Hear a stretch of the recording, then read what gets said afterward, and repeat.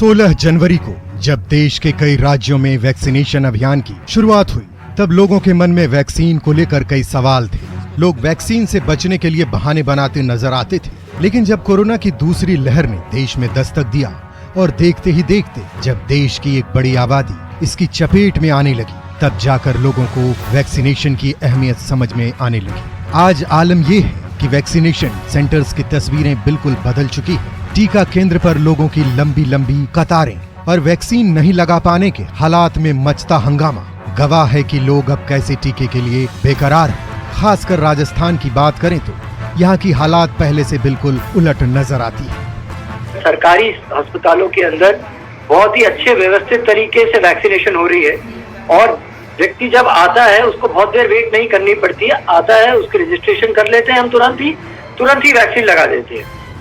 बीते 5 महीनों में टीके को लेकर लोगों की बदली सोच में एक खास बात और भी नजर आती है। वो ये कि टीके के लिए लोगों का भरोसा प्राइवेट सेंटर से ज्यादा सरकारी केंद्रों पर है, जबकि केंद्र सरकार ने निजी सेंटर्स पर भी सकुशल वैक्सीन लगाने की सुविधा प्रदान की, जहां टीके को लेकर धक्का मुक्की भी कम है।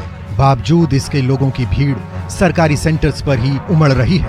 आंकड़े बताते हैं कि अकेले राजस्थान की बात की जाए तो यहाँ अब तक लगाए गए कुल डोज में से 98% लोगों ने सरकारी सेंटर्स पर ही वैक्सीन लगवाई है, जबकि महज 1.98% लोगों ने ही निजी सेंटर्स पर जाकर वैक्सीन लगवाने की जहमत उठाई है। जो हमें टारगेट जो दिया है उसके हिसाब से 36 लाख के आसपास हम 36 लाख हम तो वैक्सीन कर चुके हैं जयपुर के अंदर, जो कि लगभग 57 जो टारगेट पॉपुलेशन है उसको हम कवर कर चुके हैं।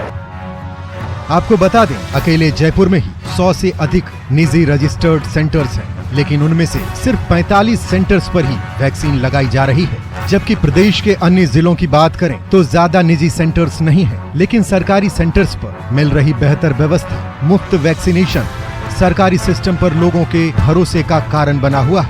बहरहाल वजह चाहे जो भी हो, वैक्सीनेशन की रफ्तार जोर पकड़ चुकी है, जिसका सीधा सा मतलब है कोरोना अपनी आखिरी सांसें गिन रहा है।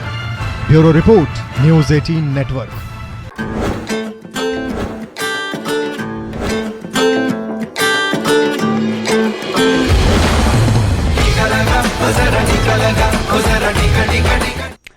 तो ਹੁਣ ਕੁਝ ਸਵਾਲਾਂ ਦੀ ਗੱਲ ਕਰਦੇ ਹਾਂ ਜੋ ਇਸ ਦੌਰ ਦੇ ਦੌਰਾਨ ਕਈ ਲੋਕਾਂ ਦੇ ਮਨ ਦੇ ਵਿੱਚ ਆਏ ਕਿ ਕੀ ਕਹਿੰਦੇ ਸੈਨੀਟਾਈਜ਼ਰ ਹਾਨੀਕਾਰਕ ਹੈ, ਕਿ ਟੀਕਾ ਤੁਹਾਡੇ ਡੀਐਨਏ ਨੂੰ ਪ੍ਰਭਾਵਿਤ ਕਰਦਾ ਹੈ, ਕਿ ਟੀਕਾਕਰਨ ਤੁਹਾਨੂੰ ਕੋਰੋਨਾ ਪੋਜ਼ਿਟਿਵ ਕਰ ਸਕਦਾ ਹੈ।